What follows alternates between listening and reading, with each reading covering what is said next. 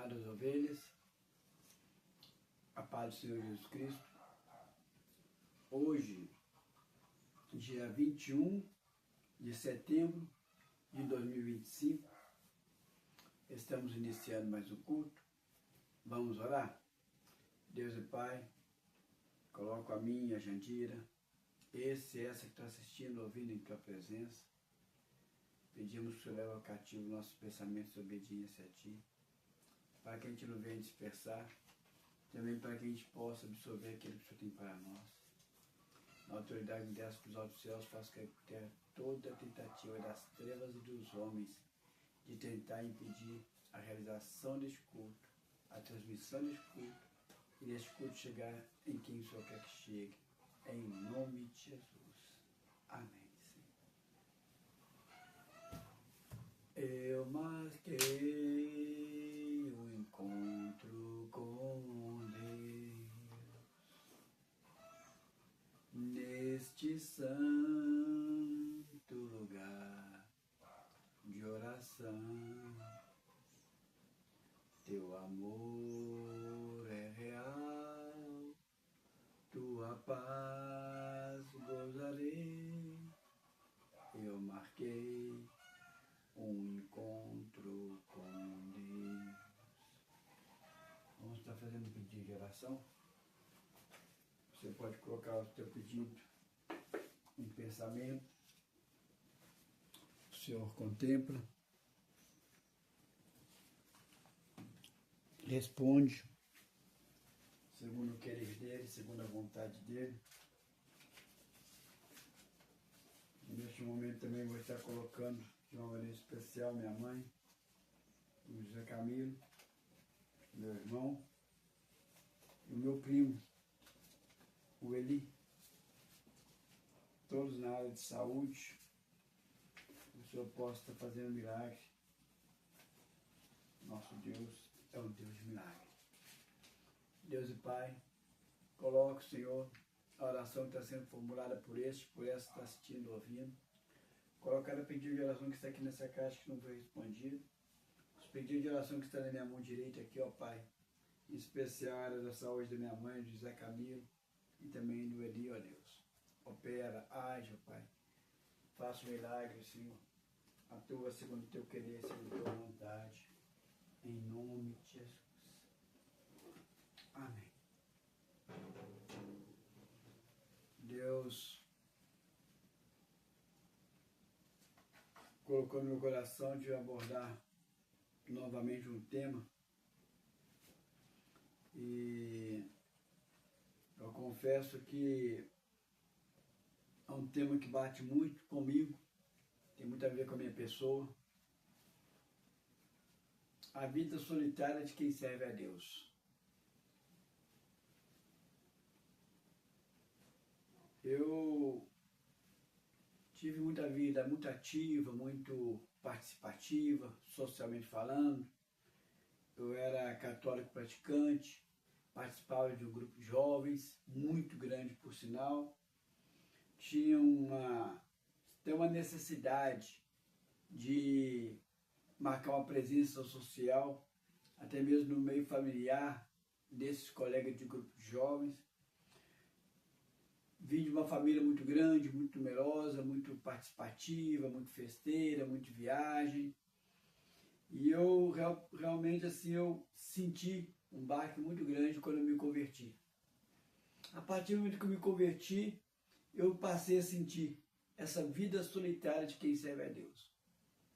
Até mesmo depois que veio outros parentes meus para o meio evangélico, eu continuei sentindo a mesma coisa. E por que significa isso? Eu coloco aqui, olha, não significa enclausurar. Não quer dizer que uma pessoa que serve a Deus tem que viver como no catolicismo, dentro de um convento, que há freiras, ou um frade, um frei. A questão não é essa. Porque Jesus mesmo, seguindo os passos dele, ele manda a gente estar no meio da sociedade, transformando a sociedade. Também tem um ditado que diz que a voz do povo é a voz de Deus. Não é. Não é. Normalmente, na maioria das vezes, quando a maioria das pessoas está indo para um caminho, está sempre no caminho oposto. Aí é que vem a vida solitária de quem serve a Deus. Não é você ficar dentro de um convento, trancado, não é você ficar ilhado, somente orando 24 horas, não. É que os seus conceitos, as suas condutas, os seus passos vão estar indo o oposto da maioria. Aí dá essa sensação de que você está só, porque você não está seguindo a maioria. É você seguir, é você ouvir a direção do Pai. Olha para vocês verem que Jesus falou algo muito forte a respeito disso em Lucas. Lucas capítulo 13.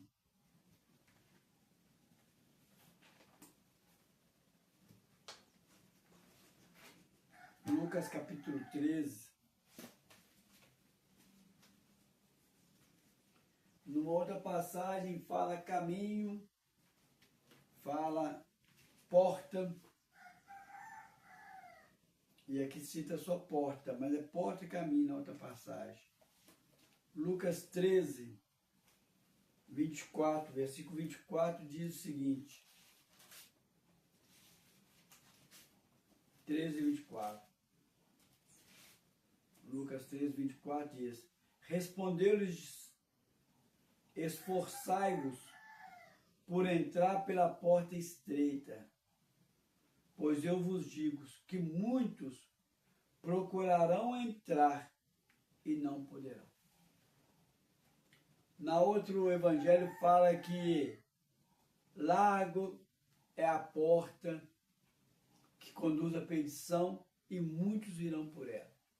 Estreita é a porta e o caminho que conduz a Deus e poucos a acharão. E aqui vai mais profundo, que fala que muitos tentarão e não conseguirão. O que isso significa? Não basta você achar a porta, que é você aceitar Jesus como Senhor e Salvador. Você achou a porta e você entrou por ela.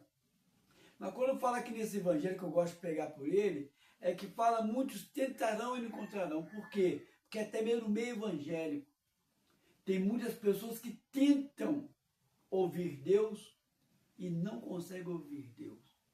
A agitação, o tumulto, os vícios, as preocupações impedem ouvir a Deus.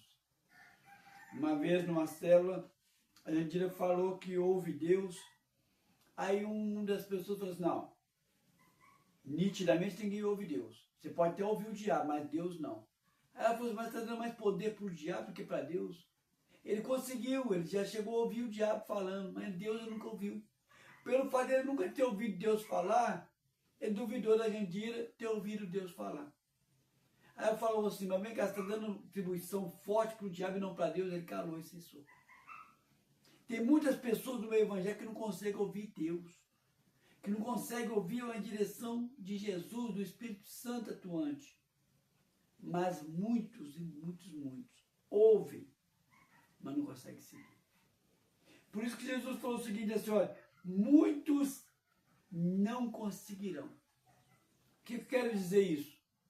Caminhar no Evangelho é estreitar a porta cada vez mais. Só o fato de aceitar Jesus como Senhor e Salvador já é um estreitar, como eu disse para vocês, que ao me converter, eu vi ela estreitando de uma maneira muito forte. Mas como tudo na minha vida eu procurei fazer intensamente, entrar no Evangelho também foi da mesma forma. A primeira coisa que eu procurava fazer, ler a Bíblia toda. Eu li ela toda num ano. Eu procurei me esforçar em todos os sentidos, para obedecer em todos os sentidos e conhecer em todos os sentidos. E quanto mais você vai se esforçando, mais você se estreitando. E tem pessoas que tentam, mas não conseguem. O que é tentar e não conseguir? Aceite Jesus como Salvador, ouve a voz de Deus, mas na hora de praticar, encontre uma resistência. Muitos tentam.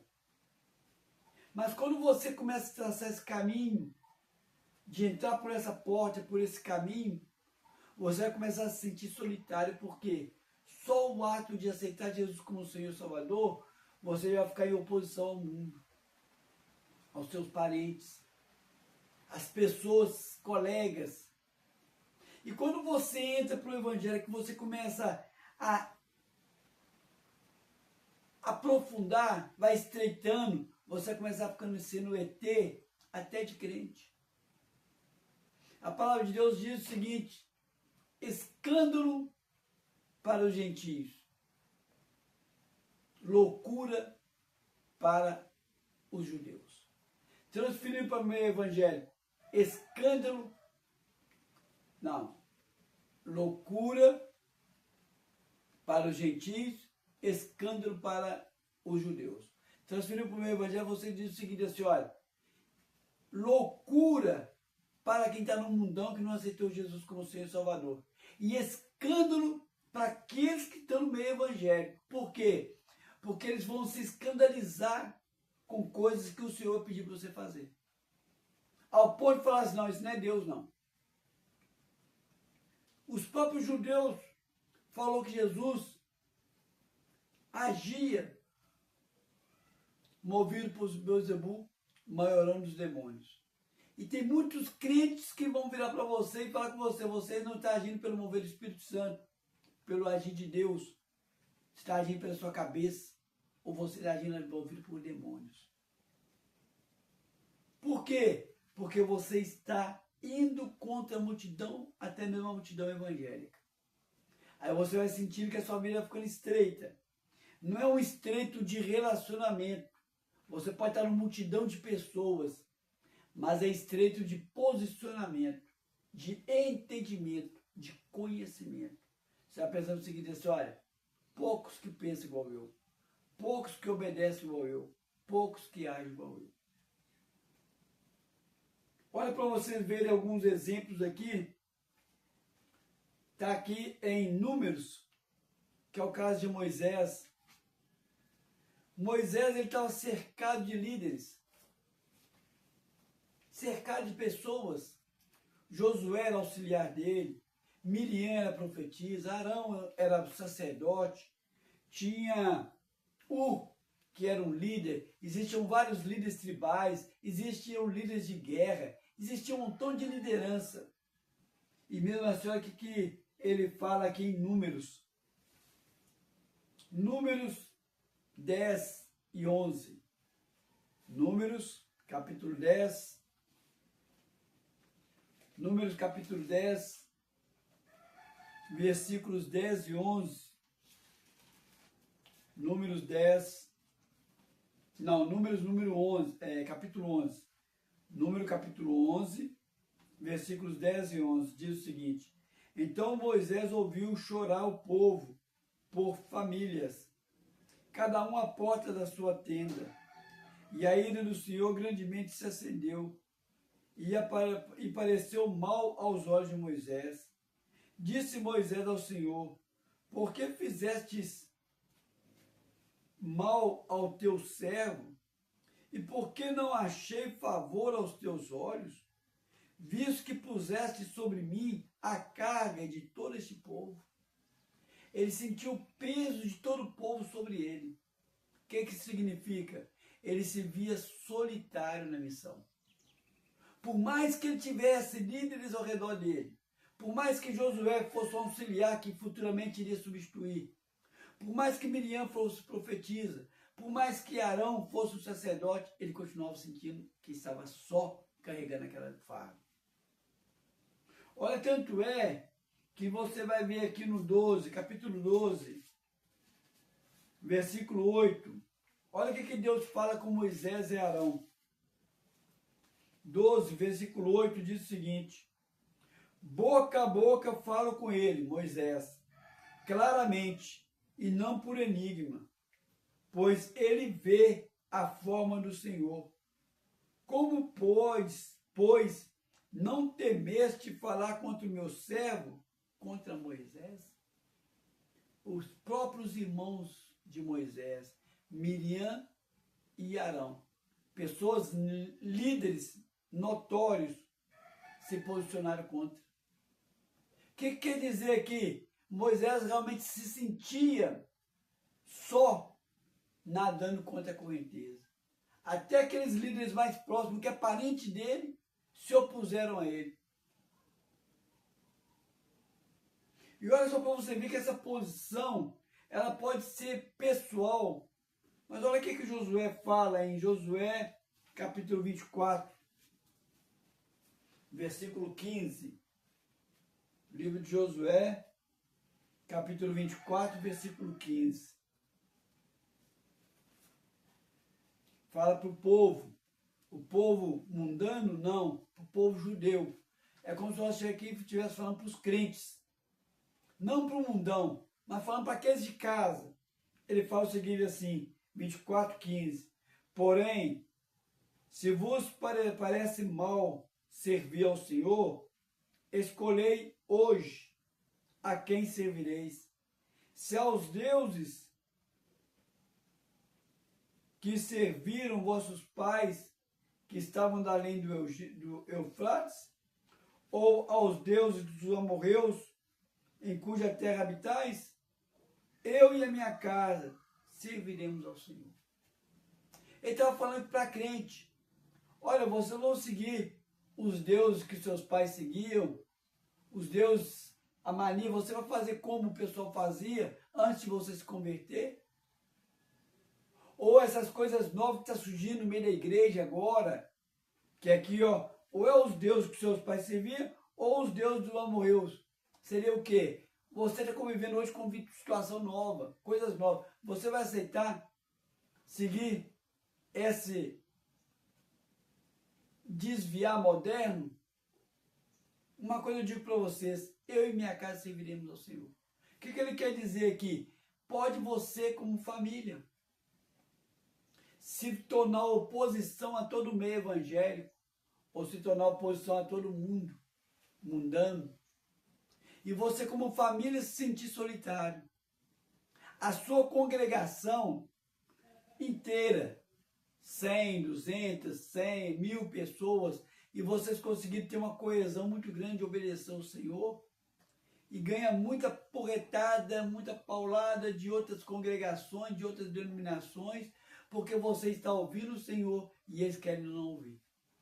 Você como igreja local, você como denominação, pode também se sentir solitário no meio da multidão. Por quê? Porque você está na visão, você está no caminho, você está lutando para poder entrar por essa porta estreita e se acertar com ela. Não apenas individualmente, mas como família, como congregação local, como denominação. A questão aqui é esse sentimento de estar só. É você olhar para o lado e você ver que ninguém está conseguindo te entender. Parece que você está falando grego. Ao ponto de você mesmo parar e pensar, falar o seguinte, será que eu estou certo? Está todo mundo indo para aquele lado, está todo mundo criticando, será que eu estou certo mesmo? Até você chegar a certo ponto de duvidar. Por quê? Porque é tão anormal que você se sente tão distanciado. Isso pode ser coletivamente. Eu e a Jandira, quando eu conheci a Jandira, ela me ganhou para Jesus. A Jandira já se sentia assim. Ela tinha experiências espirituais que ela tentava passar para as pessoas não acreditavam. Ela tinha uma maturidade espiritual que muitos no meio evangélico não tinham. E eu vim para o evangelho, somando com ela, e nós como casal, como disse o Josué aqui, eu e minha casa serviremos ao Senhor. Nós não temos filhos, mas nós dois como casal é visto como ET pelas pessoas. Vê a gente de uma maneira esquisita, porque nós somos crentes que não nadamos conforme os crentes. Nós somos crentes que não compartilhamos com coisas que muitos crentes fazem. Tem crente que nem sabe histórias bíblicas. Olha para vocês verem aqui, uma pessoa também que se sentia só no meio dos seus, que professam a mesma fé. 1 Reis 19. Aqui não está falando no meio de pessoas ímpias do mundão, não, no meio de pessoas que professam a mesma fé. 1 Reis 19. No meio daqueles que falam igual a você, que creem igual a você, mas, no entanto, não agem igual a você. 1 Reis 19, 14. Elias vira para o Senhor e falou o seguinte assim. Ele respondeu: tenho sido em extremo zeloso pelo Senhor, Deus dos exércitos, porque os filhos de Israel deixaram a tua aliança, derribaram os teus altares e mataram os teus profetas à espada. E eu fiquei só e procuram tirar minha vida. Por que ele equivocadamente aqui achou que ele estava só? Depois Deus fala que ele não era o único, tinha mais ali que estava escondido. Ele não via os outros. Tinham mais de 1000 igual a ele, mas todos ilhados também, levando uma vida solitária. Se ele tivesse visto alguém, ele falava assim: Senhor, somente eu e fulano de tal estamos lutando contra a maré na tua casa. Como eu disse para vocês, eu consigo ver na Jandira, consigo ver nessa caminhada de 32 anos de conversão, consegui encontrar um ou outro. Mas eu confesso para vocês que no meio evangélico tem sido difícil você encontrar alguém que pensa, que age, que faz, que se esforça. É um evangelho de oba-oba, de marido vai com as outras. Cada coisa estranha que você ouve falar, chega até a arrepiar. O que aconteceu aqui com Elias? Elias não estava cego. Ele simplesmente não estava vendo as pessoas pensar igual ele, obedecer igual ele. Tinha, mas ele não via. Por ele não ver o que ele estava sentindo, solitário. Só no meio da multidão. É como se você falasse uma coisa e todo mundo jogasse pedra nele. Ele quase sempre negativo. Ele falava assim: eu estou errado. Não. A multidão estava errada. E quando ele tomava posição, ele era apedrejado. Olha para vocês verem aqui como que isso reflete de uma maneira bem forte na vida de Jeremias, o profeta. Jeremias, capítulo 12. Deus fala algo assim muito forte com Jeremias. No momento que Jeremias faz uma reclamação sobre esse peso, que é um peso muito grande, você se esforçar para obedecê-lo, ao ponto de se sentir só no meio da multidão. Jeremias 12, versículos 5 e 6. Jeremias 12. O Senhor fala algo muito forte com ele. Diz para ele o seguinte. Jeremias 12, versículo 5. Se te fadigas correndo com homens que iam a pé, como poderás competir com os que vão a cavalo? Quer dizer, a situação vai apertar mais ainda. Se em terra de paz não se sente seguro, que farás no deserto do Jordão? Vai para lugares mais difíceis. Porque até os teus irmãos de sangue, e a casa do teu pai, quer dizer, os seus parentes, os seus primos, tios, eles próprios procedem perfidamente contigo. Eles mesmos te perseguem com fortes gritos. Não te fies deles, ainda que te digam coisas boas. Olha, se tiver algum parente seu, algum irmão, algum parente, que fala com você coisas boas, que te elogia, toma cuidado. Não vai nessa não, por quê? Porque as ocultas, eles estão te punhalando. Está falando aqui para Jeremias. Cuidado. Por quê? Porque Jeremias estava nadando tanto contra a correnteza que até aqueles do próprio sangue dele. O próprio Jesus teve um momento em que ele estava tão ocupado, tarefado, que falaram assim, eles falaram que ele está com o demônio. A mãe de Jesus e o irmão de Jesus foram lá para buscar Jesus à força, porque ele tinha que voltar para comer, que ele não estava comendo, não estava fazendo nada. Até os próprios acharam que ele estava doente, passando louco, e foram para ele buscar ele. Você vê, Jesus. Por que nós não teríamos essa dificuldade? Jeremias teve. E olha como que foi a vida só de Jeremias, a vida social de Jeremias, mostrava uma solidão muito grande. Olha no capítulo 16, Jeremias 16. Não só no meio dos entes queridos, ele tinha uma dificuldade de relacionar, porque os entes queridos não compactuavam com o que ele compactuava. Como chega em Jeremias 16, versículo 2, ele diz assim: não tomarás mulheres, não terás filhos, nem filhas neste lugar. Jeremias foi proibido de casar. Jeremias foi proibido de ter filhos. Uma vida solitária. Literalmente aqui, não apenas no sentido. Ele tinha um servo que acompanhava, tinha. Pessoas estavam sempre ao redor dele, tinha. Mas ele se sentia só. Olha o que ele fala para ele no versículo 5.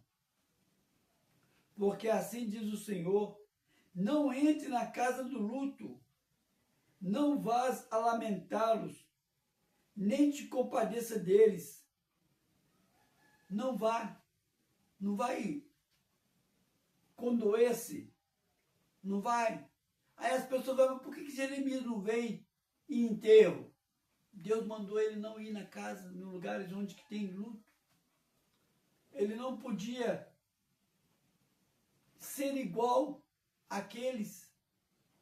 Mas se não bastasse isso, olha o que ele fala no versículo 8. Nem entres na casa do banquete, para que te assente com eles a comer e a beber. Quer dizer, não vai em festa também não. Não casa, não vai em enterro, não vai em festa. Um total antissocial. Uma vida totalmente solitária e antissocial. Terrível. Olha o que o Senhor fala para Ezequiel, capítulo 25. Olha se isso não é uma posição antissocial, que qualquer um que olhar se escandaliza. Qualquer um que olhar fala que é loucura. Os que não é do meio fala que é loucura. Os que é do meio fala que é um escândalo. Ezequiel capítulo 24.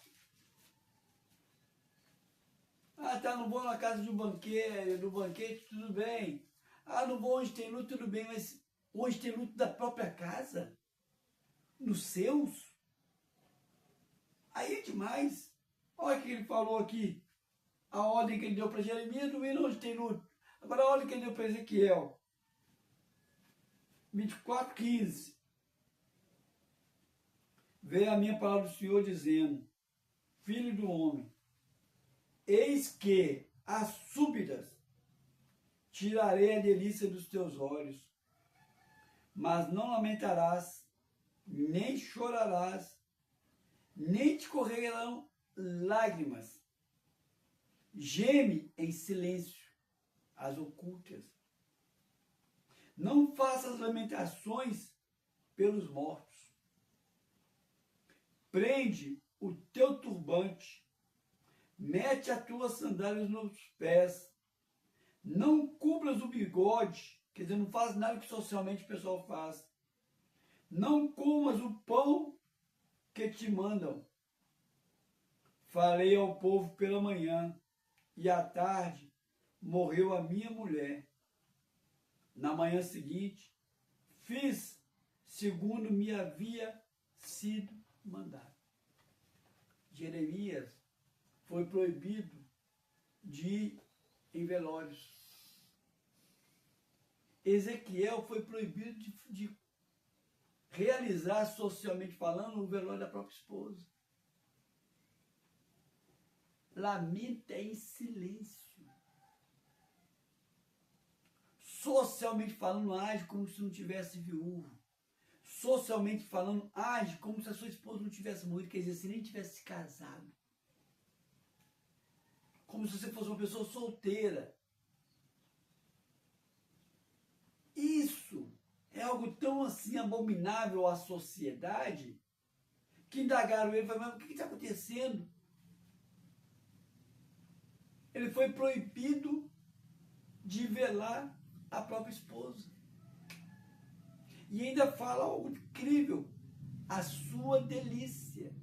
O que significa que não era qualquer casamento, não era qualquer esposa, não era qualquer mulher, era alguém que realmente Ezequiel amava. Ao ponto do Senhor falar o seguinte assim, a sua delícia.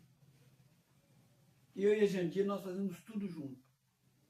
Nós somos como intrínseco.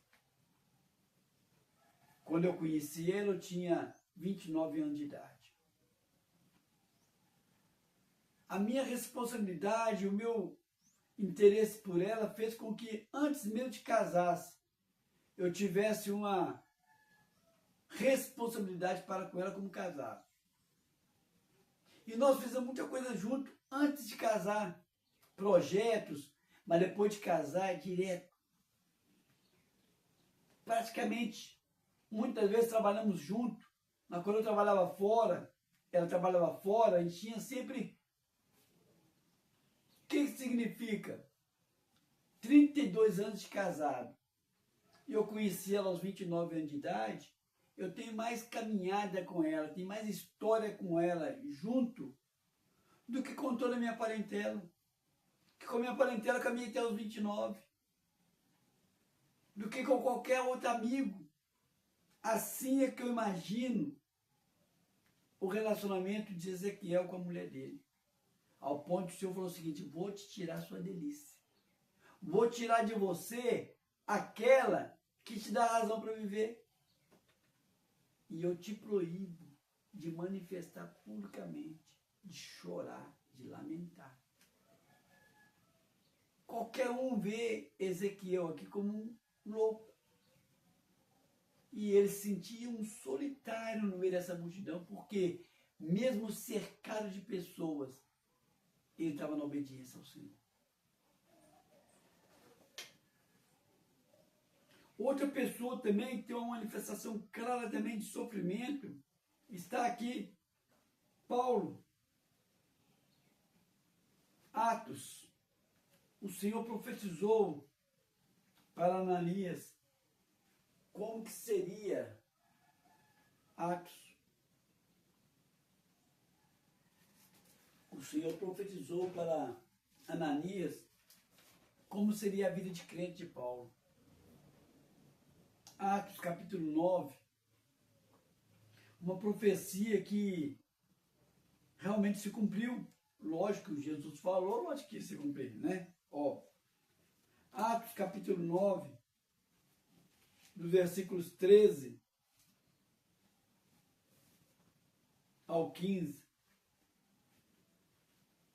Jesus disse para este homem, 9, opa, estou no lugar errado, estou em Mateus 9, estou achando estranho, que vai. Atos 9:15. Ele fala para Ananias, fala o seguinte assim, mas o Senhor fala para Ananias, mas o Senhor lhe disse, vai, porque este é para mim um instrumento escolhido, para levar o meu nome perante os gentios e reis, bem como perante os filhos de Israel, quer dizer, os próprios que creiam. Pois eu lhe mostrarei quanto lhe importa sofrer pelo meu nome. Uma profecia que Deus entregou, que Jesus entregou para Ananias. Importa para mim, que Paulo cita na pele, o quanto que importa sofrer pelo meu nome. Eu levarei para ele para os gentios, vou levar ele também no meio dos judeus, vou levar ele para o meio de reis, como pessoas importantes em geral.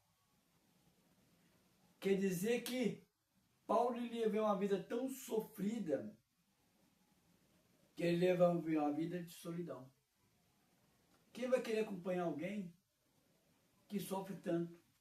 E Paulo trocou várias vezes de companheiro. Paulo caminhava e trocava. Caminhava e trocava, caminhava e trocava, caminhava e trocava, caminhava e trocava. Olha como é que o próprio Paulo fala, que foi uma profecia. Ele vai entrar para o Evangelho agora e eu vou fazer com que mostre através dele o tanto que vale a pena sofrer pelo meu nome. Aí vamos lá para você ver lá em 2 Coríntios, o próprio Paulo descreve um relancezinho, uma síntese do que aconteceu com ele até nesse momento, porque depois ele ia continuar sofrendo. Olha o que ele fala aqui, 2 Coríntios, capítulo 11. O que é uma vida de pessoa solitária? São ministros de Cristo? Falo como que fora de mim. Eu ainda mais em trabalho. Quer dizer, o cara trabalhava tanto que ficava alheio, se sentia solitário, porque não dava tempo. Muito mais em prisões. Vida solitária, preso, em açoite, sem medida, em perigo de morte, muitas vezes. 5 vezes recebi dos judeus, dos próprios judeus, uma quarentena de açoite menos um. Fui 3 vezes fustigado com vara, uma vez apedrejado. Em naufrágio, 3 vezes. Uma noite, um dia passei na voragem do mar. Em jornadas, muitas vezes, quer dizer, viajando. Quando a pessoa é uma pessoa que fica viajando, ela se sente solitária, porque ela não tem lugar fixo. Ela está sempre viajando, sempre saindo. Em jornada, quer dizer, em viagem, muitas vezes. Em perigo de rios, em perigo de salteadores, em perigo entre patrícios, quer dizer, entre os judeus, em perigo entre os gentios, quer dizer, os não-judeus, em perigo na cidade, no meio de um montão de gente ali, se sentindo solitário, porque estava em perigo, tinha que tomar cuidado em todo sentido, em perigo no deserto, em perigo no mar, em perigo entre falsos irmãos. Olha só para você ver que incrível. A vida dele era uma vida tão solitária que ele tinha que tomar cuidado até com aqueles que estavam do lado dele. Estou caminhando com esse aqui, mas cuidado, porque você vai te punhalar. Leva a pessoa a se sentir cada vez mais solitária, não posso contar com ninguém. 27. Em trabalho e fadigas, em vigílias, muitas vezes, quer dizer, sem dormir, em fome e sede, em jejum, muitas vezes. Olha a diferença, fome, sede e jejum. Fome e sede é porque estava privado de alimento. Em jejum é porque ele optou não alimentar e nem beber. As pessoas que vivem em jejum, muitas vezes, é antissocial. Agora, as pessoas que estão passando necessidade de comer e de beber, ele está sentindo mais do que nunca solitário, porque ninguém acolhe. Aqui, ó, fome e sede. Depois ele fala em jejum. Sofrimento solitário ali. Em frio e nudez. Aí no 28. além das coisas exteriores, algo que pesa sobre mim diariamente, a preocupação com todas as igrejas. Se não bastasse esse montão de ocupação, esse montão de sofrimento que fazia Paulo ficar antissocial e trocar de colegas de caminhada várias vezes, ora Barnabé, ora Silas, ora Timóteo, ora Lucas, ora esse, ora aquilo, até o próprio Marcos esteve com ele, muita gente. Mesmo que ele estivesse no meio da igreja, de multidão, ele tinha que tomar cuidado entre patrícios, entre aqueles irmãos. Ali na igreja ali, ele tinha que estar no meio da igreja, mas sentindo o quê? Cuidado, porque o traidor está aqui no meio. O que está caminhando com você pode ser o que vai te trair. Mas se não bastasse isso, ele ficava se sentindo solitário, porque ele tinha um peso nas costas dele, as igrejas a qual ele fundou. Cada igreja a qual ele ia fundando, ele ia aumentando mais ainda. O que significa? Que Paulo teve uma vida total com peso, igual Moisés falou. Carga pesada demais sobre minha cabeça. Mas Jesus falou, antes de vir para o Evangelho, você vai levar essa carga. Não existe céu baixo.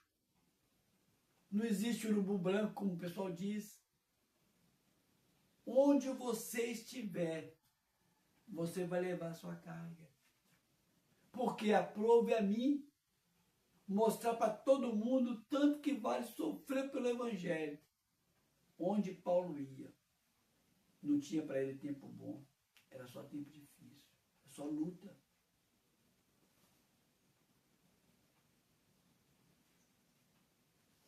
Mas se não bastasse apenas isso, o próprio Senhor Jesus mostrou experimentar esse sofrimento. Olha o que ele fala aqui em Mateus, capítulo 8. O Senhor, ele viveu em família, ele era muito família. O pai dele era carpinteiro, José, ele se tornou carpinteiro. Com o pai morrendo, ele se tornou muriaíno, porque ele era o filho, o irmão mais velho, o filho mais velho de Maria. Então ele dedicou ao trabalho, em família. Mas houve um momento que ele teve que parar com isso e assumir o ministério. E aí ele viveu 3 anos experimentando essa solidão. E ele fala aqui de uma maneira bem clara, aqui no 8, versículo 18 a 20. 8, 18 a 20, ele fala o seguinte: vendo Jesus, muita gente ao redor, ordenou que passasse para outra margem. Aí no 8, 19 diz o seguinte: então, aproximando-se dele um escriba, disse: mestre, seguir-te-ei para onde quer que fores. Mas Jesus lhe respondeu: as raposas têm os seus covis, e as aves do céu ninhos, mas o Filho do Homem não tem onde reclinar a cabeça. Ele não tinha uma casa onde ele pudesse ficar. Ele não tinha um endereço fixo onde ele pudesse estar. A tendência das pessoas é fixar estabelecimento, como dizia meu sogro, criar limo, criar lodo na pedra. Para que a pedra tenha limo, para que a pedra tenha lodo, a água tem que estar passando por aquela pedra durante anos, e muitos anos. Então meu sogro falava comigo: se você ficar mudando de endereço para o outro, você não vai criar raiz naquele lugar, não vai criar limo. E Jesus fala isso aqui agora. As raposas têm o covil, o lugar ali para poder se aquecer, para se proteger, para esconder. Mas o Filho do Homem, eu não tenho. Isso aqui ele descreveu aqui de uma maneira bem clara aqui, uma condição de solidão, de instabilidade. Todo mundo procura algo para ele ficar quietinho, para ele se sentir seguro, para ele se sentir bem.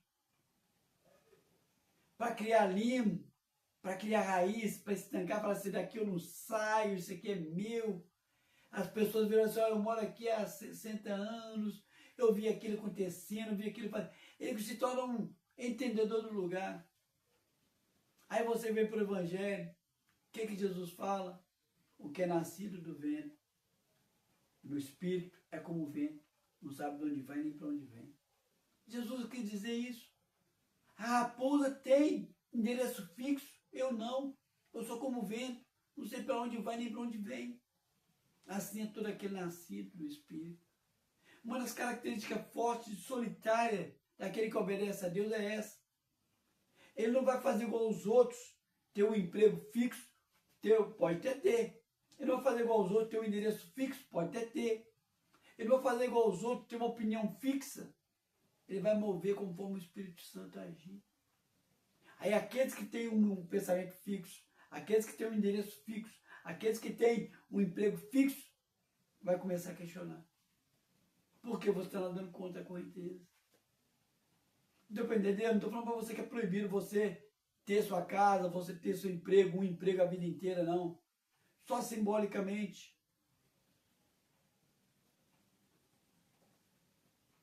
Porque nascido do Espírito, ele é essa sensação de solitário.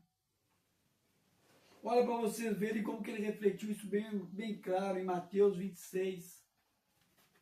Mateus capítulo 26, ele mostra isso de uma maneira bem clara. Mateus capítulo 26,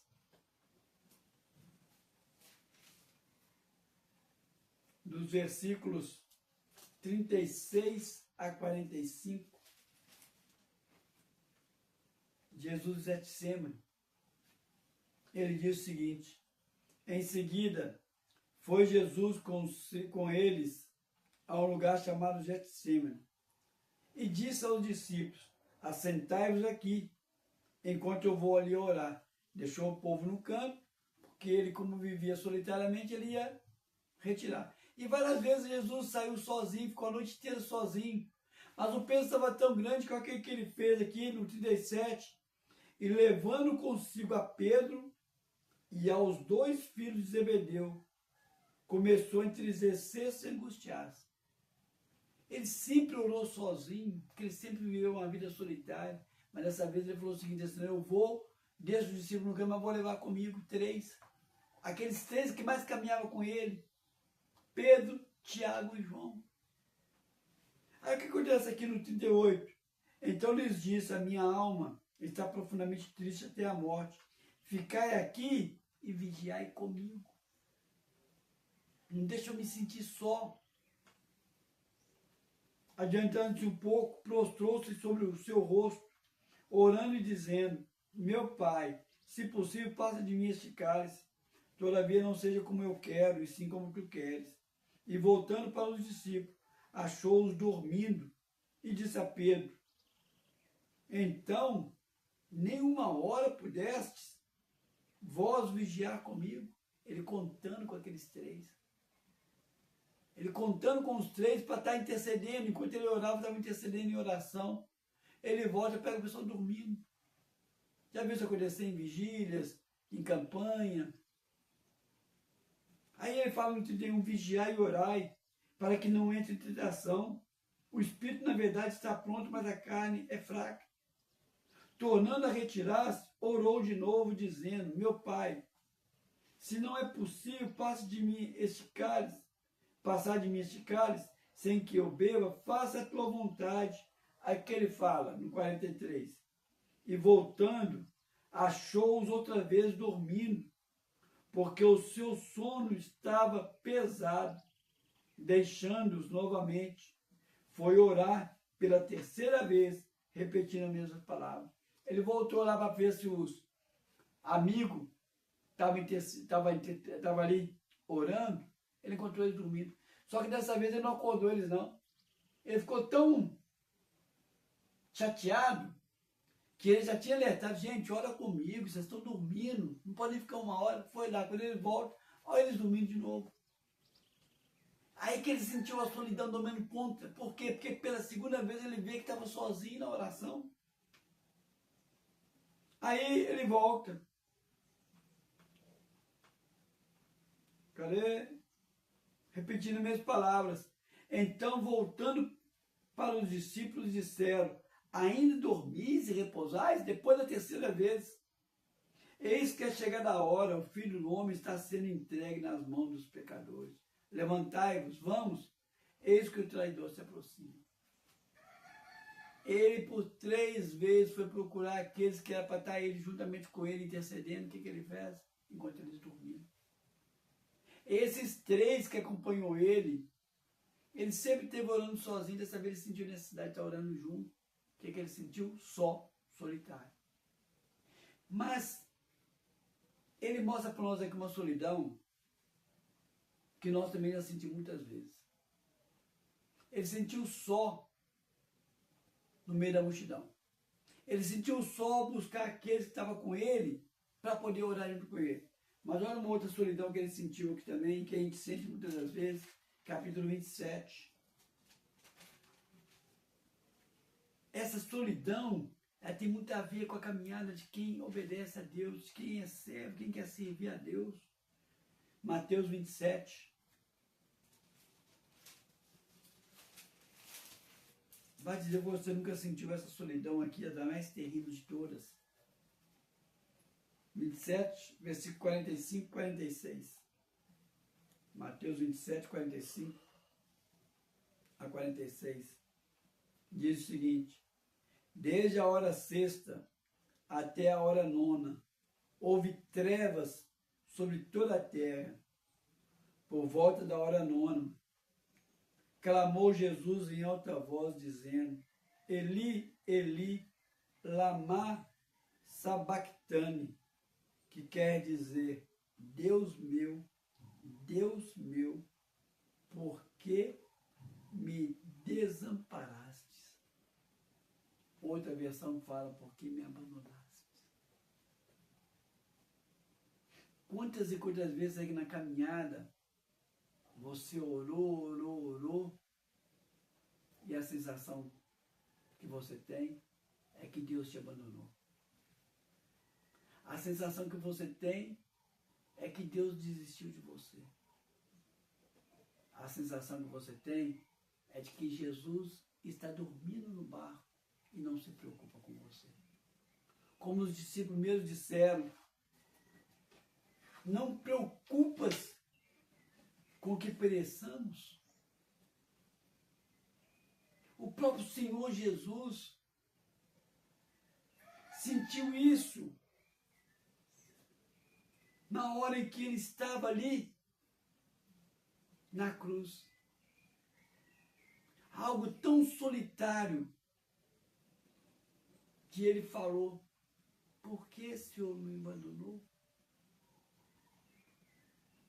Uma solidão profunda.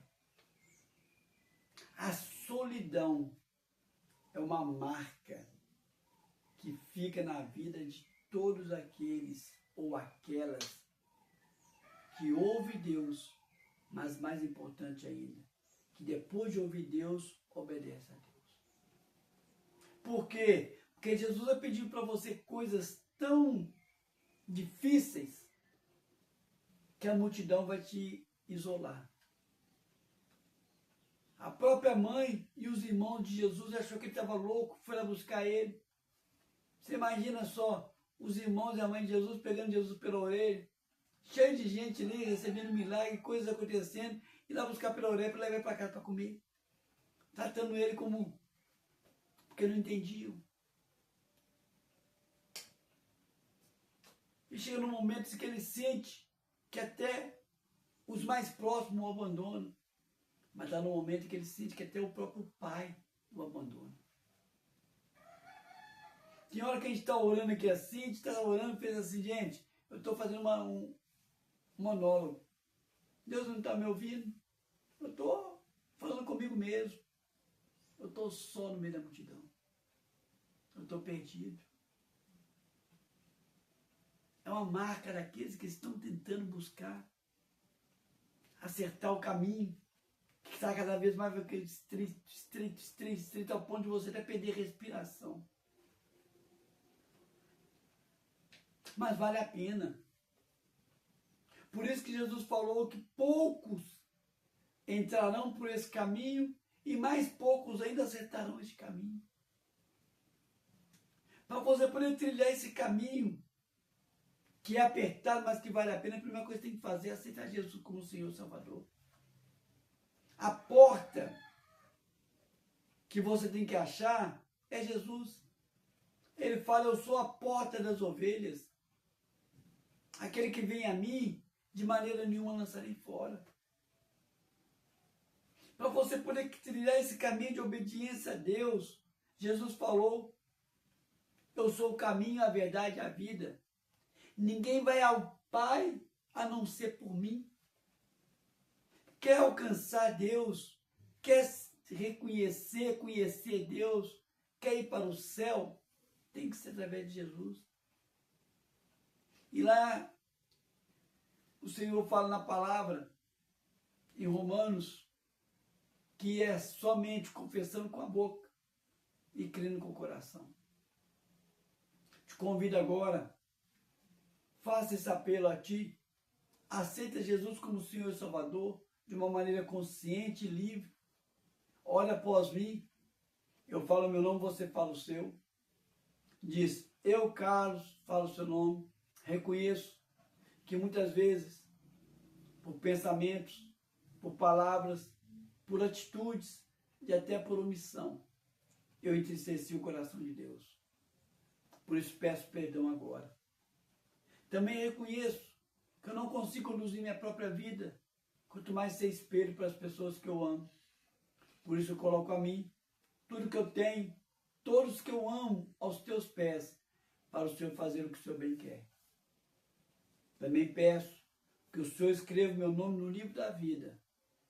E a partir de agora, eu reconheço Jesus como meu único e suficiente Senhor e Salvador. Amém? Agora eu me dirijo a você que afastou do caminho do Senhor. Você acertou a porta. Você viu, conseguiu achar a porta, você entrou nela. Ao entrar pela porta, o que você fez? Você começou a tentar, a caminhar por este caminho. No meu livro, eu costumo colocar um exemplo muito grande, o que significa esse funilar deste caminho. Eu falo o seguinte, que nós caminhamos no Evangelho, é como que você está no mundão e tem uma avenida que liga uma cidade a outra. Você está no mundão, você não conhece nada de lei. Então você não sabe nem para onde que você vai para aquela cidade. Aí quando você aceita Jesus como Senhor e Salvador, você tem um horizonte, você tem uma estrada para você seguir. Aí você começa a seguir a estrada. Aí na hora que você está seguindo a estrada, você vai conhecendo Deus, você vai entendendo melhor Deus. Aí ao entender Deus melhor, você vai entendendo que essa estrada tem mãos de ida e volta. Você começa a respeitar a lei de trânsito. Você não vai de qualquer maneira. Você vai pela direita porque você sabe que a mão esquerda é de quem está voltando. Mas você começa a trilhar mais o caminho ainda, e você vai conhecendo mais quem quer caminhar com Jesus, você vai vendo que existe uma diferença. Um lugar para quem anda a pé e um lugar para quem anda de carro. Aí você está a pé, você vai para o passeio, que é o lugar que anda. Você vai caminhando com Jesus, você vai trilhando um caminho tão mais profundo, que você vai e faz algo mais ainda. Ao invés de você andar no passeio, você vai andar o quê? No meio-fio. Estreita. Depois você vai caminhando com o Senhor, você vai estreitar mais ainda. Você vai andar no meio-fio, você anda no trilho. Eu, na minha infância, andei muito no trilho. E eu fui um ator profissional. E uma das coisas que eu fazia no entretenimento para ganhar o dinheiro, para sustentar o meu trabalho como ator, era animação. E eu andava na corda bamba. E eu sei o que é você andar pé sobre pé na corda bamba. A corda está movimentando para um lado e para o outro, e você ali naquela corda que não entra nem no seu pé. Aí eu falo que quando você está caminhando com o evangelho mais profundo, que vai estreitando mais ainda, ele está te convidando você. Experimenta andar na corda bamba. E você está andando naquela corda. Ela é bamba e o seu pé é mais largo que ela. Essa é a explicação que eu tento dar no meu livro para esse caminho estreito. Quanto mais você vai conhecendo o Senhor, mais Ele vai estreitando a sua vida. Quanto mais vai conhecendo, mais vai estreitando. Por isso, Ele fala que muitos não conseguem acertar este caminho. Você é um desses muitos, que por um motivo ou outro, você achou o caminho apertado demais e pulou fora. Eu te convido, volta a experimentar esse estreitar do caminho, que é muito gostoso e recompensador. Ora após mim dizendo, eu reconheço que muitas vezes contemplei os meus pecados, contemplei os pecados dos meus irmãos, contemplei as circunstâncias, não entendi os teus propósitos e afastei de ti. Arrependido eu volto. Peço que o Senhor volte a ter comunhão comigo, para que eu possa trilhar cada vez mais esse caminho estreito que vai se tendo mais ainda. Mas também peço que o Senhor me ajude a voltar a ter comunhão com meus irmãos, em nome de Jesus. Amém? Vou orar por vocês agora. Senhor Deus, Pai eterno, coloco esse que aceitou o Senhor como Senhor e Salvador. Coloco esse e essa que retornou para o caminho do Senhor. Esse e essa que aceitou o Senhor como Senhor e Salvador. Peço que o Senhor faça uma obra maravilhosa na vida deles. Sim, Senhor, que possam experimentar cada vez mais e mais como é belo obedecer a Ti por esse caminho que se estreita mais e mais.